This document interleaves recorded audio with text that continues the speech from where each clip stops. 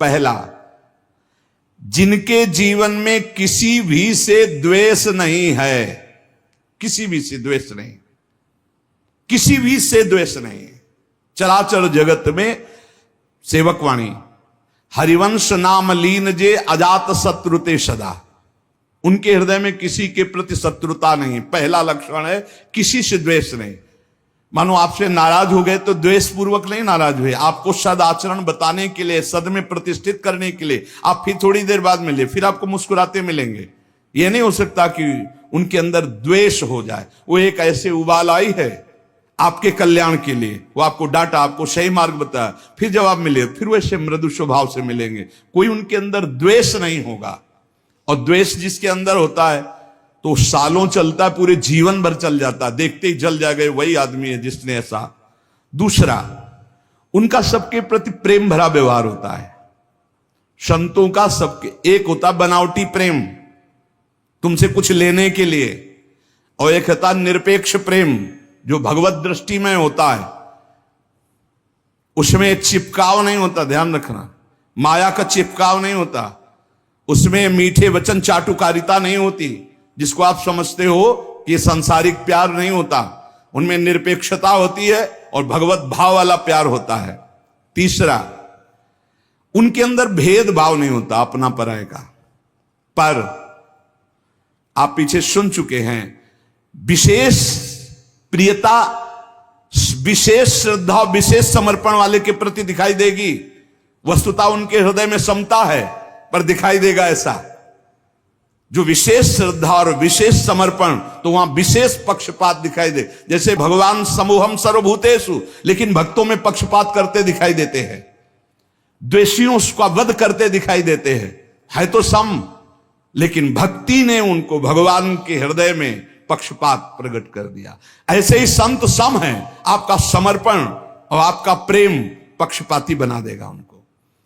भाव अंदर से समर्पित सबके प्रति, भेदभाव रहित। चौथा, श्री भगवान के सिवा कोई अपनापन नहीं कहीं किसी से भी। ये संत की पहचान, भगवान के सिवा किसी से अपनापन नहीं। ये अपने हैं ये शब्द नहीं। मेरे तो गिरधर गोपाल दूसरों न कोई। संत की स्थिति में, आंतरिक स्थिति में केवल भगवान, और वही सब रूपों में है, इसलिए सबसे प्यार। शरीर मन वाणी में कहीं भी अहंकार नहीं, न शरीर में, न मन में, न वाणी में।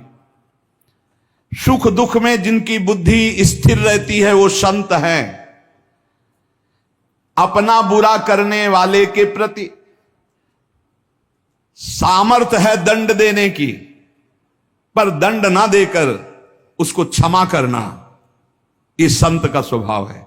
सामर्थ्य है, अच्छे से दंड दे सकते हैं, तप के द्वारा दंड दे सकते हैं, समाज के द्वारा दंड उनको दिला सकते हैं, लेकिन वो क्षमा करेंगे। संत का स्वभाव दंड देना नहीं।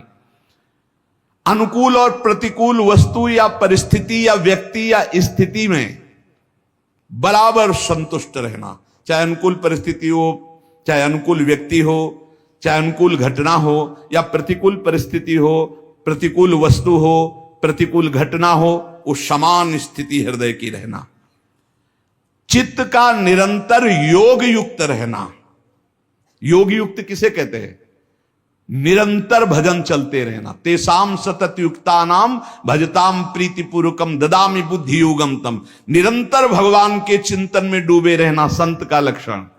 चेहरा बता देता है कि भगवान में डूबा है कि संसार का चिंतन हो रहा है। जो भगवान में डूबा होता है उसकी एक अलग अलौकिकता होती है, उसके नेत्र, उसके मुखारविंद से एक आभा प्रकट होती रहती है। जो भगवान में डूबा होता है वो मन और इंद्रियों पर विजय प्राप्त किए हुए होते हैं।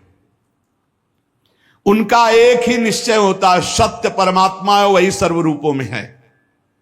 कोई लड़ाई झगड़ा नहीं, कोई ये बांट बंटवारे वाली बात। जो संत सिद्ध है वो सर्वत्र अपने भगवान को देखता है, सब रूपों में वही है।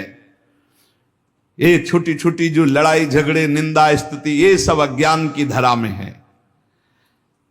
संत का मन, बुद्धि, तन सर्वस्व भगवान को अर्पित हो चुका है। अब उस पर उसका कोई अधिकार नहीं है। संत अपने किसी आचरण से किसी जीव का पतन उद्विग्न, नाश ये कर ही नहीं सकता। साधु ते होए न कारज हानि। बोले नहीं, संत जन तो बड़े बड़े सिद्धों ने श्राप दे दिया, तो जिनको श्राप दिया वो वरदान से भी ज्यादा बढ़कर हुआ। जिनको भी श्राप दी, जा वृक्ष हो जा, तो कहा कि नंदालय के नंदलाला का दर्शन और इस पर संभाषण प्राप्त हुआ नलकुबर मणिग्रीव को। संत के साथ जब कोई गलत व्यवहार करता है तो वो उसके साथ कभी गलत व्यवहार नहीं करते। संत की पहचान, उसके साथ गलत व्यवहार नहीं करेंगे।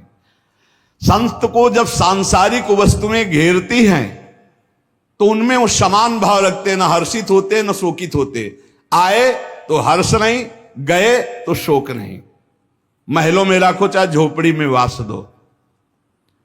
संत के हृदय में किसी से ईर्ष्या या डाह नहीं होती।